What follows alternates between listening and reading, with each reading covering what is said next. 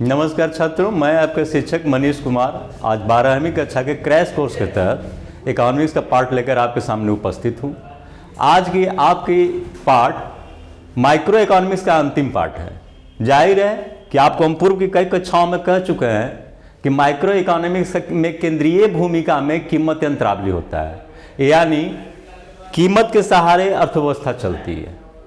कीमत ही यह तय करती है कि हाँ अर्थव्यवस्था की दिशा क्या होगी। तो अंतिम चैप्टर है, तो निश्चित तौर पे अब हम कीमत का नियमितीकरण पर पहुंचेंगे, यानी हम ये कहें कि मार्केट में एक कीमत कैसे तय होती है उसका आज हम निर्णय करेंगे। पिछली कक्षाओं में आपने मांग पूर्ति इन दोनों चीजों को पढ़ा। क्रेता एक तरफ चाहता है कि हमको किसी वस्तु का कम से कम कीमत देना पड़े, विक्रेता चाहता है कि हमको जो है किसी वस्तु का अधिक से अधिक कीमत मिले ताकि लाभ अधिकतम हो। लेकिन जब पूर्ण प्रतियोगिता मार्केट की बात आती है तो न अकेले क्रेता हावी है और न अकेले विक्रेता हावी हो सकता है, क्योंकि पूर्ण प्रतियोगिता में दोनों की शक्तियां समान होती है, क्योंकि क्रेता भी अनंत होते हैं, विक्रेता भी अनंत होते हैं, वस्तुएं भी समान होती है। ऐसी अवस्था में न एक क्रेता और न एक विक्रेता कीमत को तय करता है, बल्कि कीमत दोनों की पारस्परिक शक्तियों के आधार पर, सापेक्षिक शक्तियों के आधार पर तय होती है। जो सापेक्षिक शक्तियों के आधार पर कीमत तय होती है उस स्थिति को ही हम बाजार संतुलन कहते हैं। उस कीमत को सामान्य कीमत कहते हैं, यानी वैसी कीमत जिसे मार्केट इधर से उधर हटना नहीं चाहे। तब हम यह कह सकते हैं कि जब कीमत स्थिर नहीं हो तो वो बाजार कीमत होगी, और कीमत अस्थायित्व में आने की कोशिश करता है, और जब अस्थायित्व प्राप्त कर लेता है तो वो सामान्य कीमत होगी। इस आधार पर यह भी निर्णय है कि बाजार कीमत की हमेशा प्रवृत्ति सामान्य कीमत की ओर आने की होती है। आगे के हम पार्ट में हम इसी चीज को पढ़ेंगे। हमने कहा कि कीमत मांग और पूर्ति की सापेक्षिक शक्तियों के द्वारा तय होती है, और एक क्रेता कहता है कि हम अधिक वस्तुएं तभी खरीदेंगे जब कीमत को तुम घटाओगे, और विक्रेता कहता है कि हम अधिक वस्तु तभी पूर्ति करेंगे जब हमें ऊंची कीमत मिलेगी, क्योंकि अधिक वस्तु के उत्पादन के लिए लागत बढ़ती अवस्था में होती है।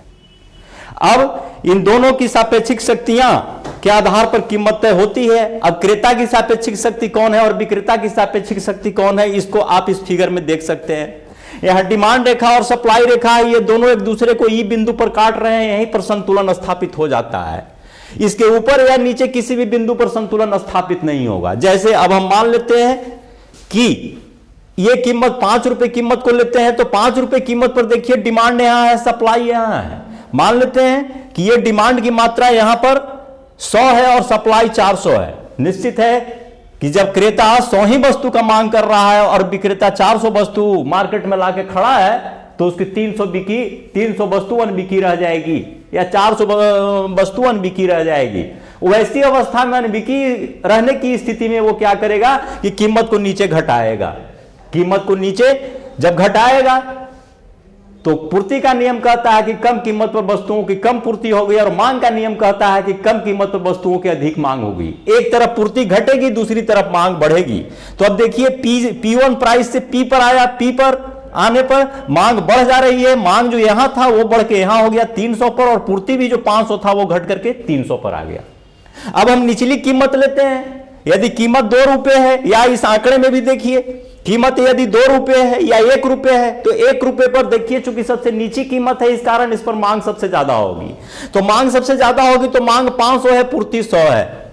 मांग की अधिकता है। मांग की अधिकता अगर किसी भी विक्रेता को बाजार में महसूस होगा तो वो कीमत को बढ़ाएगा, क्योंकि वो जान रहा है कि जितनी वस्तुओं की मांग है उतनी हमारे पास है नहीं, तो कीमत बढ़ा दो। तो कीमत बढ़ाने पर जब कीमत बढ़ेगी तो तय बात है कि पूर्ति के नियम के अनुसार वो पूर्ति भी बढ़ाएगा। तो कीमत बढ़ के 2 रुपया हुआ तो पूर्ति बढ़ के 200, लेकिन कीमत घटने का परिणाम क्या हुआ कि मांग घट गई। मांग घट के 500 से 400 हो गया। अभी भी 200 पूर्ति अधिक है, तो 200 पूर्ति जो 200 मांग का अधिक है, 200 जो मांग अधिक है, फिर पूर्तिकर्ता को कीमत बढ़ाने के लिए उत्प्रेरित करेगा। तो कीमत बढ़ा के 3 रुपए पर लाता है, कीमत बढ़ा के जब 3 रुपए पर लाता है तो बढ़ी हुई कीमत पर पूर्ति बढ़ जाती है, 200 से 300 हो जाती है। लेकिन बढ़ी कीमत पर मांग के नियम के अनुसार घट जाती है और 400 से 300। अब यहां देखिए 3 रुपए ऐसा कीमत है जिस पर क्रेता भी 300 वस्तु खरीदना चाहता है और विक्रेता भी 300 वस्तु बेचना चाहता है। यही संतुलन की अवस्था है, यानी जिस कीमत पर क्रेता जितना वस्तु खरीदना चाहे विक्रेता भी उतनी ही वस्तु बेचना चाहे, उस अवस्था को बाजार का संतुलन अवस्था कहते हैं, तथा उस कीमत को संतुलित मूल्य कहेंगे या सामान्य मूल्य कहेंगे। अब हम इसी आंकड़े को नीचे से लेते हैं, यह ध्यान दीजिए, जब कीमत 5 रुपए है तो चूंकि बहुत हाई कीमत है तो 100 वस्तु की मांग है, लेकिन पूर्ति 500 है, पूर्तिकर्ता हाईएस्ट पूर्ति कर रहा है। अब यहां पर आप क्या देख रहे हैं, पूर्ति अधिक है, यानी वस्तुएं अनबिकी रह रही है, वस्तुएं अनबिकी रह रही है तो विक्रेता को गरज में कीमत घटाना पड़ेगा। कीमत घटा के 5 से 4 करता है, 5 से 4 जब करता है तो पूर्ति के नियम के अनुसार पूर्ति घट जाती है, 500 से 400 हो जाती है। लेकिन मांग के नियम के अनुसार कम कीमत पर अधिक मांग होगी तो मांग 100 से बढ़ के 200 हो जा रहा है। लेकिन अभी भी देखिए 200 अधिक पूर्ति है, यहां दिखा रहा है कि demand is less than supply, अभी भी डिमांड कम है, यानी अधिक पूर्ति की स्थिति है। अधिक पूर्ति की स्थिति के कारण पूर्तिकर्ता ही गरजमंद है, वस्तुएं अनबिकी रह रही है, फलतः कीमत को और घटाएगा, ये कीमत को जो है और घटाएगा। कीमत घटाने पर पूर्ति के नियम के अनुसार पूर्ति घट जाएगी और मांग के नियम के अनुसार मांग बढ़ जाएगी। तो ये पूर्ति घट के 400 से 300 होती है और मांग बढ़ के 200 से 300 हो जाती है। अब फिर यहां संतुलन की अवस्था आ जा रही है। आप क्या देख रहे हैं, संतुलन मूल्य के नीचे का मूल्य या संतुलन मूल्य के ऊपर का मूल्य, यह अस्थायी नहीं हो पा रहा है, क्योंकि कहीं मांग का अधिक है तो कहीं पूर्ति का अधिक है, कहीं क्रेता गरजमंद है तो कहीं विक्रेता गरजमंद है। ऐसी अवस्था में प्राइस स्थिर नहीं रहेगी। प्राइस तो स्थिर तब होगी जब मांग बराबर पूर्ति होगी, और वही स्थिति संतुलनावस्था की होगी। इस रेखा चित्र में देखिए, ई बिंदु के ऊपर अतिरिक्त पूर्ति है, ई बिंदु के नीचे अतिरिक्त मांग है। इस जगह ये दोनों जगहों पर संतुलन नहीं हो सकता है। संतुलन जब भी होगा तो ई बिंदु पर होगा। हम समझते हैं, आप क्लियर हो गए होंगे। अब हम आगे चलते हैं, इसको डायग्राम का ये विश्लेषण इसमें दिया हुआ है, जितना चीजें हम बोले बस वही है। अब इसको ध्यान से देखिएगा, समझने की कोशिश कीजिएगा। संतुलन कीमत तथा अतिरिक्त मांग और अतिरिक्त पूर्ति की अवधारणाओं को संख्यात्मक उदाहरण से, इस तरह के प्रश्न आपके आते हैं, आंकिक प्रश्न में आएंगे, दीर्घोत्तरीय में आएंगे। आपने संतुलन के लिए शर्त क्या बनाया, मांग बराबर पूर्ति, यानी डी बराबर एस, डिमांड बराबर सप्लाई, मैंने यहां दे दिया है डिमांड बराबर सप्लाई। अब एक निश्चित आय पर डिमांड होती है और एक निश्चित आय पर सप्लाई होती है, तो उसको हमने दे दिया है संकेत में Y D, capital Y small D बराबर वाई एस, जहां बाई डी बाजार मांग और वाई एस बाजार पूर्ति, यानी बाई डी बराबर वाई एस भी इसको कह सकते हैं। अब मांग फलन से यदि आपका समीकरण है बाई डी बराबर 100 माइनस पी, मांग फलन याद होगा, पिछली बार पढ़े होंगे, और बाई एस बराबर 60 प्लस पी। एक चूंकि इसका ढाल ऋणात्मक होता है, इसका ढाल धनात्मक होता है, यहां माइनस पी यहां प्लस पी, ठीक है। अब बाई डी बराबर 100 माइनस पी, बाई एस बराबर 60 प्लस पी, कब, जब P is equal and greater than 5, यह चीज ध्यान में रखिएगा। और तीसरा है कि वाई एस बराबर 0, तो वाई एस बराबर 0 कब हो सकता है, जब P इज लेस देन 5। इसका मतलब क्या है कि 5 रुपए नीचे के मूल्य पर सप्लायर सप्लाई करने के लिए तैयार नहीं है, तब क्या हो जाएगा, वाई एस बराबर 0, यानी 5 रुपए उसका मिनिमम एबीसी है, एवरेज वेरिएबल कॉस्ट है, कम से कम उतना तो मिलना चाहिए ना। तो 5 रुपए से नीचे पर वो सप्लायर सप्लाई करने के लिए तैयार नहीं है, तो वाई एस बराबर 0। अब हम मान लेते हैं, ये ध्यान दीजिए, बाई डी बराबर बाई एस से ले लेते हैं। आपका समीकरण क्या था, 100 माइनस पीओ बराबर 60 प्लस पीओ, बाई डी बराबर बाई एस, बाई डी क्या था, तो बाई डी को यहां फिर देख लीजिए, बाई डी बराबर 100 माइनस पी, तो यहां पर हमने मान लिया है कि कीमत जो है पीओ है, तो पी के जगह पर हमने पीओ कर दिया है, और बाई एस का मान था 60 प्लस पी, तो 60 प्लस पीओ। अब देखिए दोनों तो एक ही प्राइस है, चाहे वो डिमांड के लिए हो या सप्लाई के लिए हो, प्राइस तो एक ही है, तो पीओ दोनों ओर है। अब पीओ और पीओ आपस में ऐड हो गया, तो ये कितना हो जाएगा, 2PO। 2PO बराबर 100 माइनस 60 बराबर 40, यानी पीओ बराबर 20। इसका मतलब क्या है कि ये 20 रुपए की कीमत पर ही है, कीमत ही है जिसमें बाई डी बराबर बाई एस बराबर हो सकता है, दूसरी कीमत पर ये बराबर नहीं हो सकता है। अब यहां हमने दे दिया कि तब वस्तु की संतुलन कीमत 20 रुपए प्रति इकाई है यदि संतुलन मात्रा बाइयो माना तो। ठीक है, अब हम आगे चलते हैं, ये ध्यान दीजिए। अतः वस्तु की, अब यहां लेते हैं बाई डी बराबर बाई एस। ठीक है, फिर 100 माइनस पीओ, अब इसको ऐड करके देख लेते हैं कि ये 20 बैठाने पर क्या स्थिति आती है।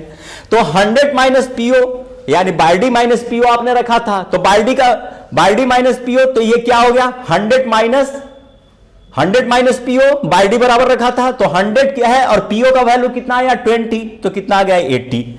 बाई एस बराबर बाई ओ, ठीक है, तो 60 प्लस पीओ, उसमें प्लस पीओ है तो 60 प्लस 20 80, यानी 20 रुपए मूल्य पर 80 मांग भी है और 80 वस्तुओं की पूर्ति भी है। निश्चित तौर पर संतुलन स्थापित हो गया।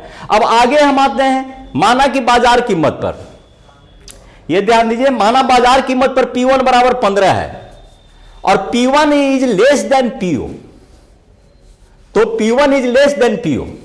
ठीक है, इस अवस्था में बाजार मांग और बाजार पूर्ति के लिए, ठीक है, क्या हो जाएगा बाई डी बराबर 100 माइनस पी, तो से 100 माइनस P1 मान लिया 15 और P1 क्या है जो हमने माना है वो पीओ से कम है। पीओ कितना निकल के आया था 20 मेरा, तो हम इसको 15 मान लिया, तो 100 माइनस 15 कितना आ गया 85।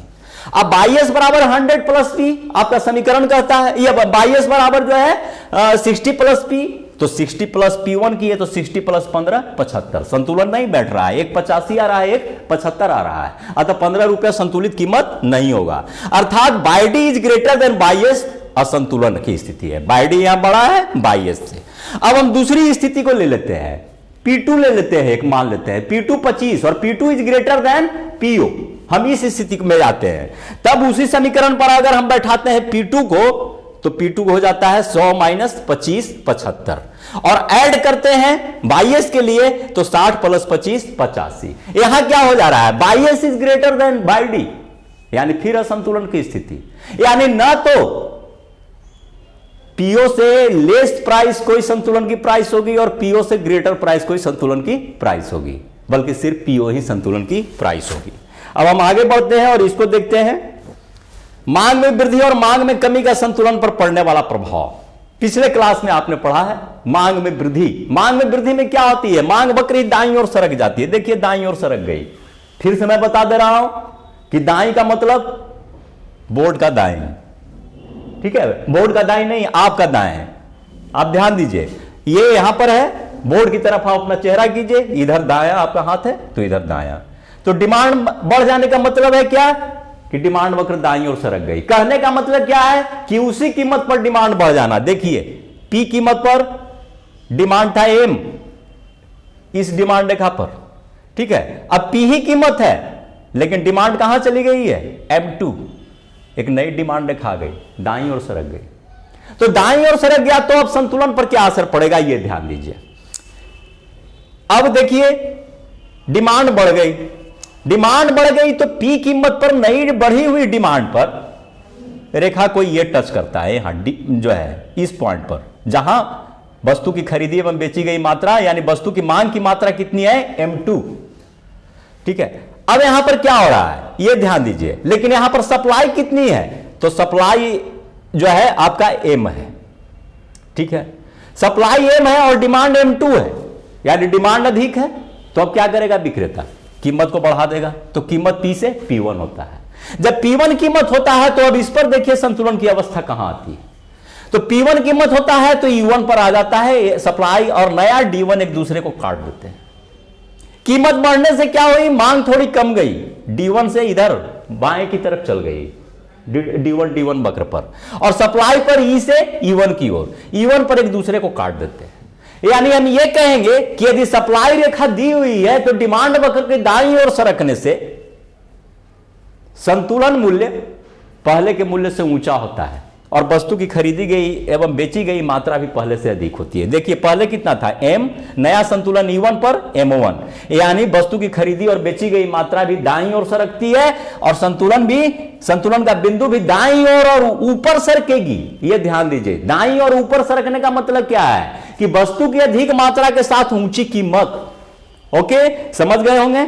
अब देखिए नेक्स्ट में हम आते हैं, इसको ध्यान दीजिए। डिमांड अगर बाईं ओर सरक गई है, इसमें बाईं ओर सरकने का मतलब है कि उसी कीमत पर कम डिमांड। यहां देखिए पी प्राइस पर डिमांड कहां था, एम। अब नई डिमांड रेखा D1 बाईं ओर सरक के हो गई। बाईं ओर सरक के जब हो गई तो ये डिमांड घट के कहां आ गया, अभी देखिए P1 प्राइस पर नई डिमांड रेखा के इस बिंदु पर टच कर रहा है। वहां पर डिमांड कितना है, M2, यानी डिमांड M से घट के M2 हो गई।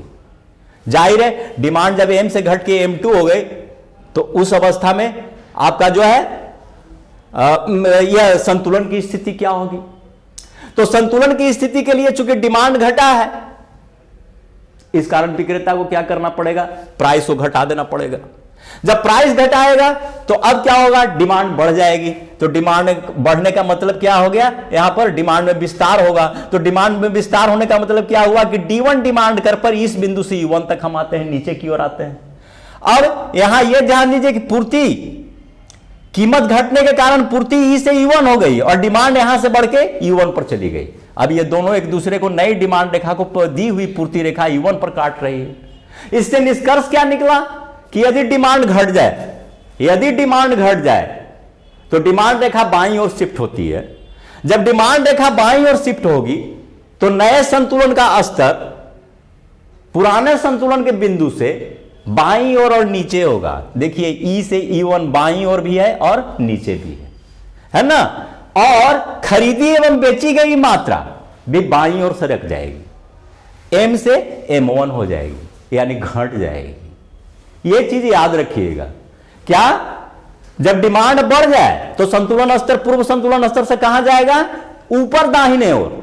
और जब डिमांड घट जाए, जबकि पूर्ति स्थिर हो, पूर्ति रेखा दी हुई हो, पूर्ति को कांस्टेंट लेके चलिए उस पूर्ति रेखा को, वैसी अवस्था में संतुलन बिंदु नीचे बाईं की ओर आ जाएगी, ई से E1, और डिमांड भी बाईं ओर चली जाएगी। डिमांड और सप्लाई दोनों बाईं ओर, यानी वस्तु की खरीदी और बेची गई मात्रा भी बाईं ओर, यानी घट जाएगी। M से M1, ई बिंदु पर M था, E1 पर M1 हो गई। ठीक है।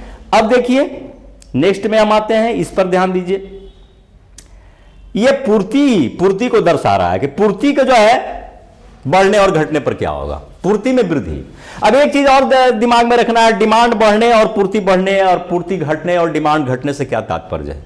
इसमें आप ध्यान में रखिएगा कि इसमें मूल्य के अनुसार बढ़ाव और घटाव नहीं होता है। इसमें किसके अनुसार, अदर फैक्टर्स जो होते हैं निर्धारित करने वाले।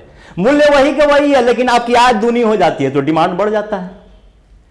मूल्य वही है, आपकी आय आधी हो जाएगी तो डिमांड घट जाएगी। इस कारण इसमें मूल्य फैक्टर काम, मूल्य वही रहने पर भी डिमांड बढ़ती है और डिमांड घटती है, उसको हम, उसमें क्या होता है कि डिमांड रेखा ही अलग शिफ्ट कर जाती है। इसी तरह पूर्ति रेखा भी अलग शिफ्ट कर जाती है। तो पहले आपने देखा डिमांड रेखा को शिफ्ट करना, अब देख रहे हैं पूर्ति रेखा को शिफ्ट करना। पूर्ति रेखा को शिफ्ट करना मीन्स हमने लिखा है कि पूर्ति में वृद्धि, तो डिमांड में वृद्धि होती थी तो डिमांड रेखा किधर जाती थी, दाईं ओर, तो पूर्ति रेखा भी दाईं ओर। तो प्रारंभ में देखिए ओरिजिनल पूर्ति रेखा और डिमांड रेखा कहां है, DDSS एक दूसरे को ई पर काटती है, कीमत क्या तय होगी, P। ठीक है। अब पूर्ति बढ़ गई, पूर्ति बढ़ जाने पर क्या होगी, पूर्ति रेखा SS से दाईं ओर शिफ्ट करके S1 हो जाएगी। जब S1 पूर्ति शिफ्ट हो जाएगी, यानी पूर्ति बढ़ गई, तो अब संतुलन की स्थिति कहां होगी। तो संतुलन की स्थिति पूर्ति बढ़ने पर कीमत को घटाना होगा, क्योंकि क्रेता क्या कहेगा, अधिक वस्तु हम तभी खरीदेंगे जब कीमत को कम करोगे, क्योंकि वस्तुओं की जो है अधिक वस्तु की सीमांत उपयोगिता घटने लगती है। तो अब क्या होगा, अब ये जो है डिमांड करता, कीमत घटाने पर, कीमत ये घटाएगा, कीमत घटाने पर क्या करेगा, डिमांड को बढ़ा देगा। डिमांड को बढ़ाने पर अब देखिए एक तरफ जो है सो कि आपका पूर्ति जो पहले M था वो कीमत घटने के कारण बढ़ के M1 हुआ और डिमांड बढ़ने के कारण जो है M से M1 हुआ। अब यह ध्यान दीजिए कि जब पूर्ति बढ़ी थी तब पूर्ति की स्थिति क्या थी, तो P प्राइस में ही यहां पर सप्लाई M था, ओरिजिनल सप्लाई कर पर। पूर्ति बढ़ने पर यह सप्लाई M2 हो गया, लेकिन डिमांड कहां था, डिमांड तो M ही पर था ना। तो डिमांड M और पूर्ति M2, तो गरजमंद कौन हुआ, विक्रेता। यानी अधिक वस्तु अनबिकी रह गई, यहां से यहां तक M से M2 तक वस्तु बिक नहीं पा रही है। तो जब वस्तु बिक नहीं रही है तो गरज में क्या करेगा, कीमत को घटाएगा। तो कीमत घटा के कहां लाया, P1। तो P1 कीमत घटाया तो कीमत घटाने पर अपना सप्लाई घटाया, यानी इस बिंदु से नीचे की ओर चल दिया, E1 पर आया। और चूंकि कीमत घटा, इस कारण क्या हुआ, क्रेता अपने डिमांड कर पर दाहिनी ओर चलने लगा। तो ये दोनों आकर के E1 पर एक दूसरे को, यानी नए पूर्ति रेखा से पुराने डिमांड रेखा एक दूसरे को काट दे रहे हैं। तब क्या हो जा रहा है, संतुलन E से E1 पर चला जा रहा है। वस्तु की संतुलित मात्रा M1 खरीदी एवं बेची गई मात्रा और संतुलित कीमत P1। निष्कर्ष क्या निकला, निष्कर्ष निकला कि यदि पूर्ति में वृद्धि होगी तो संतुलन बिंदु पुराने संतुलन बिंदु से नीचे दाईं ओर चली जाएगी, पुरानी संतुलन बिंदु से नीचे दाईं ओर चली जाएगी। वस्तु की खरीदी एवं बेची गई मात्रा पहले से बढ़ जाएगी, M से बढ़ के M1 होती है नए संतुलन में। असंतुलित अवस्था में M2, लेकिन नए संतुलन में M1। तो असंतुलित अवस्था में M2 तो ये रहेगा नहीं, रहेगा ना, क्योंकि लॉस हो रहा है। तो तय बात है कीमत घटाना पड़ेगा। M2 है, बिक्री का अधिक है, कौन लेगा इतना वस्तु, इतना वस्तु लेगा नहीं, तो नहीं लेगा तो इस गरज में इसको घटाना पड़ेगा। ठीक है, अब नेक्स्ट देखते हैं, सप्लाई घट जाना। सप्लाई बढ़ा था तो कने भागे थे, दाहिना तरफ, इसमें बाएं तरफ भाग जाएंगे। सप्लाई घट गया, देखिए पुराना संतुलन बिंदु यहां है, इस बिंदु पर कीमत कितना है P, सप्लाई कितना है SS वक्र का M यानी OM सप्लाई है। सप्लाई घट गई तो उसी PA कीमत पर अब सप्लाई कितना है M2 है ना। अब PA कीमत पर सप्लाई M2 है और डिमांड कहां है M। जाहिर है कि डिमांड की तुलना में सप्लाई कम है। जब डिमांड की तुलना में सप्लाई कम है, P कीमत पर आप देखिए सप्लाई यहां है और डिमांड कहां है, डिमांड P के सामने डिमांड का यहां टच कर रहा है। तो सप्लाई और डिमांड में कितना का अंतर है, MM2। कौन अधिक है, डिमांड अधिक है। डिमांड अधिक है तो विक्रेता चाहेगा ना कि क्रेता गरजमंद है, वो जितनी वस्तु खोज रहा है उतना मिल नहीं रहा है, तो दाम बढ़ा दो ना। तो क्या करेगा, P से इसको बढ़ा के P1 कर देगा। जब P1 कर देगा तो अब क्या होगा, ऊंची कीमत पर डिमांड कम जाएगी। तो डिमांड कमने का मतलब क्या है कि डिमांड में संकुचन आएगा। संकुचन में आने पर क्या होगा कि वो बाईं तरफ ऊपर सरकेगी, यानी E से E1, कहने का मतलब M से M1 मात्रा पर। और चूंकि ऊंची कीमत है तो सप्लायर सप्लाई बढ़ा देगा। तो नई सप्लाई जो है नए सप्लाई वक्र पर कहां था, M2 पर। अब ये क्या करेगा, यहां चला आएगा E1 पर, यानी M1 सप्लाई बढ़ा देगा। ठीक है, अब हम क्या देख रहे हैं, नया संतुलन E1 बिंदु पर है, जहां नई पूर्ति रेखा दी हुई डिमांड रेखा को काट देती है, यानी संतुलन बिंदु E1, संतुलन खरीदी एवं बेची गई मात्रा M1, संतुलित कीमत P1। निष्कर्ष निकला कि जब पूर्ति घटेगी, पूर्ति में कमी होगी, दी हुई मांग रेखा पर पूर्ति में कमी होगी, तो संतुलन का बिंदु ऊपर बाईं ओर सरक जाएगी और खरीदी एवं वस्तु की खरीदी एवं बेची गई संतुलित मात्रा भी बाईं ओर सरकेगी, यानी कमेगी पहले की तुलना में। ओके, अब पूर्ति से दो निष्कर्ष निकला। एक है पूर्ति बढ़ने पर। पूर्ति बढ़ने पर आप ध्यान दीजिए कि पूर्ति बढ़ने पर क्या होता है कि संतुलन बिंदु नीचे बाईं ओर सरक जाती है, नीचे दाईं ओर सरक जाती है। संतुलन बिंदु नीचे दाईं ओर सरक जाती है और वस्तु की खरीदी गई एवं बेची गई मात्रा बढ़ जाती है, संतुलन कीमत घट जाती है। जब पूर्ति घट जाती है तो क्या होता है, संतुलन बिंदु ऊपर बाईं ओर सरक जाती है, वस्तु की खरीदी गई एवं बेची गई मात्रा घट जाती है और कीमत बढ़ जाती है। याद रखना होगा ये, ठीक है। अब आगे देखें, ये तीन स्थिति है जिसमें क्या हो रहा है कि मांग एवं पूर्ति वक्र दोनों में अंतरण हो रहा है और दोनों में दाईं ओर अंतरण हो रहा है। इसके आधार पर आप कई वक्र बना सकते हैं। मैंने नमूना के लिए ये दो कंडीशन रखा है, एक में दोनों में अंतरण हो रहा है दाईं ओर और अगला बार दिखाएंगे बाईं ओर। फिर क्या होगा कि एक बाएं एक दाएं भागेगा, वो सब आप अपना प्रैक्टिस करके देखिएगा, बुक में भी है। ठीक है, चूंकि क्रैश कोर्स है तो लिमिट होकर कहीं चलना है, आपको मूल थीम हमको बता देना है। इसमें देखिए मांग वक्र भी दाईं ओर शिफ्ट हो रही है और पूर्ति वक्र भी दाईं ओर शिफ्ट हो रही है। कहने का मतलब क्या है कि मांग में भी वृद्धि है, पूर्ति में भी वृद्धि है। लेकिन जब इनका अंतर निकालिएगा, चेंज कि डिमांड में कितना चेंज हुआ है और पूर्ति में कितना चेंज हुआ है, तो एक डिमांड से दूसरे डिमांड के बीच में परपेंडिकुलर डालिएगा और सप्लाई से सप्लाई के बीच में डालिएगा तो डिमांड वाला चेंज ज्यादा बड़ा है, यानी मांग में अनुपातिक परिवर्तन ज्यादा हो रहा है सप्लाई की तुलना में। सप्लाई थोड़ी सी बड़ी है, मांग कुछ ज्यादा बढ़ रहा है। ऐसी अवस्था में क्या होगा? जनरली आप सोचिएगा भी कॉमन सेंस से तो दाम ऊपर चढ़ जाएगा, क्योंकि जितना 10 वस्तु का सप्लाई हुआ और 40 वस्तु का डिमांड बढ़ गया, 10 एक्स्ट्रा वस्तु का सप्लाई हुआ, 40 वस्तु का डिमांड बढ़ गया, तो ऐसी अवस्था में निश्चित तौर पर कीमत तो बढ़ना ही है ना। तो यहां देखिए, अब इसमें ढूंढिए कि पुराना सप्लाई और डिमांड कहां है, तो एसएस और ये है डीडी एक दूसरे को यहां काट रहे हैं ई बिंदु पर, ठीक है। अब क्या हुआ है कि मान लेते हैं कि जो है डिमांड बढ़ गया, चलिए तो डिमांड बढ़ जाएगा तो जाहिर है कि सप्लाई वक्र, पुराने सप्लाई वक्र को यहां काटेगा तो प्राइस तो बहुत ऊंची हो गई, ये P1 से भी ऊपर चला जाएगा। लेकिन डिमांड बढ़ने पर क्या हुआ है कि सप्लाई भी बढ़ गई है और सप्लाई डिमांड के तुलना में कम बढ़ी है। तो कम बढ़ी को कैसे प्रदर्शित कीजिएगा? कम चौड़ाई दीजिए, ये दोनों पैरेलल ले जाइए एक दूसरे का, जितनी भी डिमांड रेखा बनाइए एक दूसरे का पैरेलल, ठीक है, क्योंकि एक निश्चित वृद्धि को वो बतला रहा है। तो सप्लाई बढ़ गई तो सप्लाई को भी दाहिने सरकाए, और सप्लाई को दाहिने सरकाए कैसे? डिमांड की तुलना में कम, क्योंकि यहां सप्लाई को कम दिखाना है, कम वृद्धि हुई है। तो ये देखिए इसके चौड़ाई की तुलना में ये पतला है, तो इसको पैरेलल हम एसएस के ले गए। तब हम क्या देख रहे हैं कि चूंकि कि सप्लाई बढ़ी चलते कीमत जो है यहां तय होती उससे कुछ नीचे आ गया है, कुछ नीचे आ गया यानी E1 पर आया है। लेकिन फिर भी चूंकि कुल मिलाकर डिमांड ही ज्यादा बढ़ा, इस कारण क्या हुआ, संतुलन बिंदु E के ऊपर दाईं ओर चला गया। E से ऊपर है और दाईं ओर है, यानी जब ऊपर चला गया तो तय है कि प्राइस में वृद्धि हो जाएगी। तो प्राइस कहां है? तो P से चला गया P1 पर, कीमत में वृद्धि हो गई। चूंकि सप्लाई में भी वृद्धि हुई है, डिमांड में भी वृद्धि हुई है, तो तय बात है कि वस्तु की खरीदी और बेची गई मात्रा में भी वृद्धि होगी, क्योंकि संतुलन बिंदु तो दाईं ओर आई है। तो दाईं ओर OX अक्ष पर जाएगा तो खरीदी और बेची गई मात्रा बढ़ेगी ही ना, तो M से बढ़ के M1। इसका विवरण नीचे हम लिटरेचर में दे दिए हैं, सब रेखा के नीचे। दूसरा में आप ध्यान दीजिए कि क्या कंडीशन है। दूसरा में सप्लाई ज्यादा बढ़ी है, डिमांड कम बढ़ गई है। देखिए सप्लाई का रेखा जो है डिमांड का रेखे के बीच में अंतर लंबात्मक दूरी कम है और सप्लाई के बीच में लंबात्मक दूरी अधिक है। इसका मतलब है कि सप्लाई में अनुपातिक परिवर्तन डिमांड में अनुपातिक परिवर्तन से अधिक हुआ है। यानी 10 वस्तु जनता खोज रही है और जनता के सामने 20 वस्तु आ गई तो प्राइस नीचे गिरेगी। तो यहां देखिए पहले संतुलन ई है, अब नया संतुलन नए सप्लाई और डिमांड से E1 पर चला गया है, ठीक है। मान लेते हैं कि पुरानी सप्लाई और पुरानी डिमांड यहां है, अब डिमांड बढ़ जाती है तो डिमांड बढ़ जाने पर तो यहां संतुलन आ जाएगी, ऊपर चली जाएगी। लेकिन जितना डिमांड बढ़ती है उससे ज्यादा सप्लाई बढ़ जाती है, तो ये जितना इन दोनों के बीच में लंबात्मक दूरी है, सप्लाई के बीच में उसकी लंबात्मक दूरी ज्यादा हो जाएगी, तो ये बहुत ई से भी नीचे आ जाएगी ना।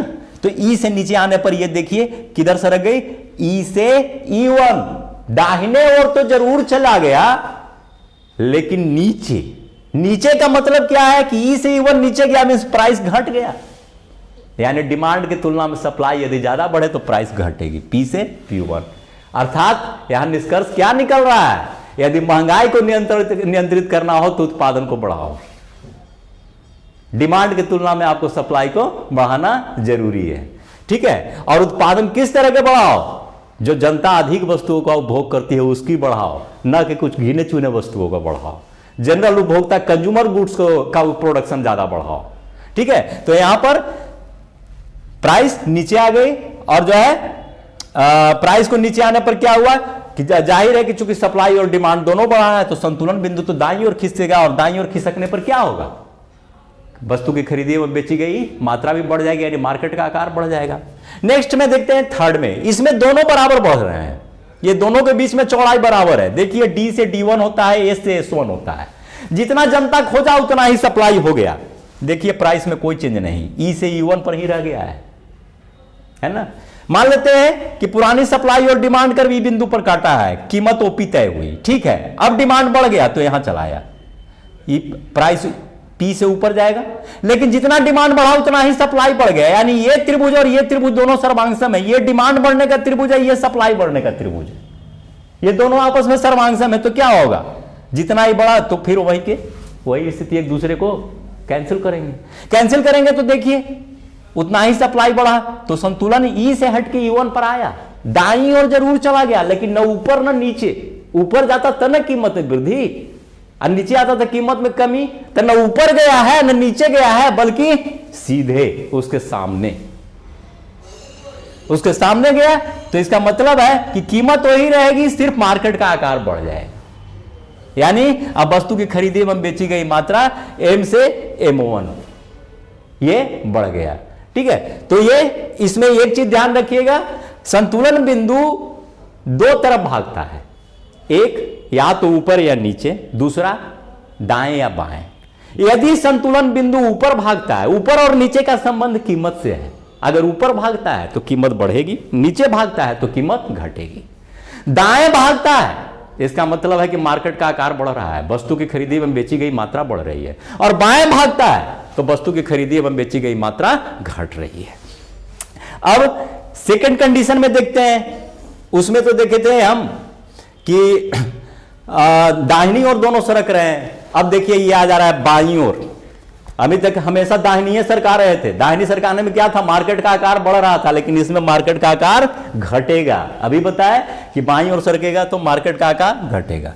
चलिए देखिए, पुराने डिमांड और सप्लाई यहां पर काट रहे हैं एक दूसरे को, ई बिंदु पर SS DD, SS जो लिखा हुआ है विदाउट चिन्ह S और D वो ओरिजिनल है, मतलब मार्केट का दिया हुआ है। अब जो है डिमांड बढ़ गया आपका, ये डिमांड घट गया, तो डिमांड घटने पर क्या हो जाएगा, डिमांड वक्र बाईं ओर शिफ्ट कर जाएगी, बाईं ओर शिफ्ट कर गई यहां। देखिए अब यहां जब शिफ्ट की है नए डिमांड वक्र, तो ये पुराने सप्लाई वक्र को यहां काट रही है इस बिंदु पर। लेकिन हम क्या देखते हैं कि सप्लाई भी घट गई, तो नया सप्लाई वक्र नए डिमांड वक्र को यहां काट रहे हैं। अब दोनों में अंतर को देखना है, तो दोनों में अंतर के लिए क्या करेंगे, डिमांड वक्र के बीच में परपेंडिकुलर खींचेंगे और सप्लाई वक्र के बीच में परपेंडिकुलर खींचेंगे। जो परपेंडिकुलर अधिक होगा उसमें चेंजेज, अनुपातिक चेंजेज अधिक होगा, इसका मतलब। ठीक है, क्योंकि उसको आप टेंजेंट के आधार पर निकालेंगे तो तय है, तो इसमें अनुपातिक परिवर्तन अधिक होता है। किसमें यहां अनुपातिक परिवर्तन अधिक हो रहा है, तो डिमांड में। कहने का मतलब कि डिमांड में जितनी कमी हो रही है उसकी तुलना में सप्लाई में कम कमी हो रही है, यानी डिमांड कुछ ऊंचा ही रह जा रहा है सप्लाई की तुलना में, यानी डिमांड कुछ ज्यादा नीचा हो जा रहा है सप्लाई की तुलना में। डिमांड 20 घटी है, सप्लाई 10 ही घटा, तो कुल मिला के यही ना कहेंगे कि जनता पहले की तुलना में कम वस्तुओं की मांग कर रही है। तो जब कम वस्तुओं की मांग कर रही है तो कीमत को तो घटना ही है, तो संतुलन बिंदु कहां आ जाता है, ई से नीचे देखिए E1 पर, यहां नया डिमांड D1 और S1 यहां काट रहे हैं E1 पर, ई से नीचे है तो क्या होगी, नीचे को हमने क्या कहा था, कीमत घट जाना। ई से बाएं है मार्केट का आकार घट जाना, कम डिमांड और सप्लाई होना, यानी बाजार में खरीदी और बेची गई वस्तुओं की मात्रा कम जाना, तो ये घट के कहां गया, M से M1। प्राइस घट के P से P1, M से और मार्केट का आकार घट के M से M1। चलें नेक्स्ट, यहां ठीक इसकी उलट स्थिति है। उलट स्थिति क्या है कि डिमांड में भी कमी हुई, सप्लाई में भी कमी हुई, दोनों में जरूर कमी हुई, लेकिन डिमांड में कमी की तुलना में सप्लाई में कमी अधिक है। यानी सप्लाई और सप्लाई के बीच में S और S1 के बीच में परपेंडिकुलर डालिएगा तो वो बड़ा होगा D और D1 के बीच में, तो सप्लाई में अनुपातिक परिवर्तन अधिक है।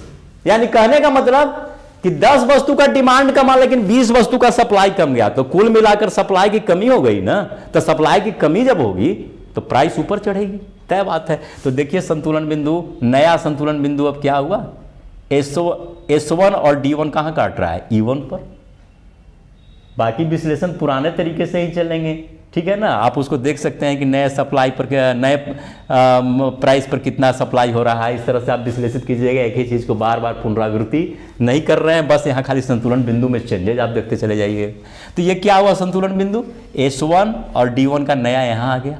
क्यों, क्योंकि सप्लाई में ज़्यादा चेंज हो रहा है डिमांड की तुलना में। अब E1 है कहाँ, E से ऊपर कि नीचे, तो देख रहे हैं कि E से ऊपर है। अगर यहाँ पर पेंटिकुलर खींचे तो इसके सामने आता है, ई से ऊपर है, इसका मतलब ऊपर में क्या कहते हैं, प्राइस बढ़ जाना, तो प्राइस बढ़ के P से P1 हो गई, यानी संतुलित कीमत P1।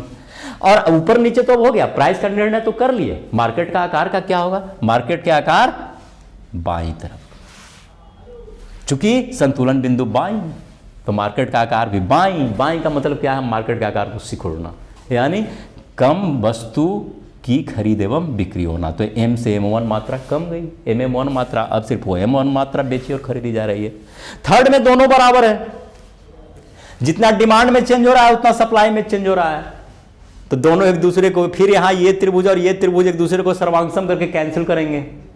एक डिमांड के चेंजेज है, एक सप्लाई के चेंजेज है, तो एक दूसरे को कैंसिल करेंगे तो प्राइस वही के वही रह जाएगी।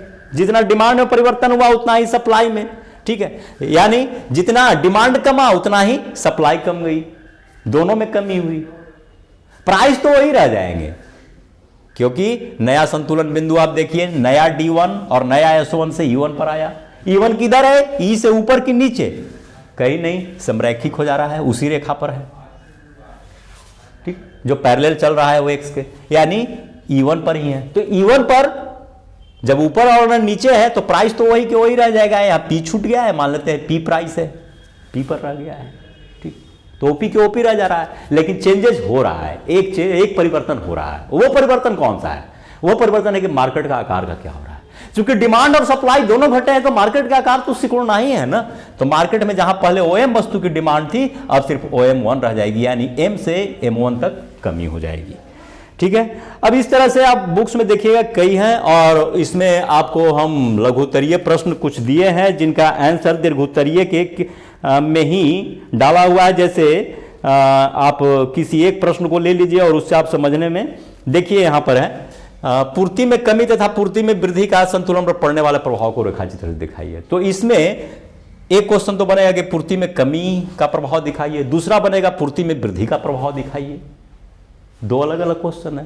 तो अगर कमी पूछता है, अब कमी में भी दो चीज पूछेगा लघुत्तरीय में, एक पूछेगा कि पूर्ति में कमी का संतुलन कीमत पर क्या असर पड़ेगा, दूसरा पूछेगा कि पूर्ति में कमी का संतुलन पर पड़ने वाले असर को रेखाचित्र से दिखाएं।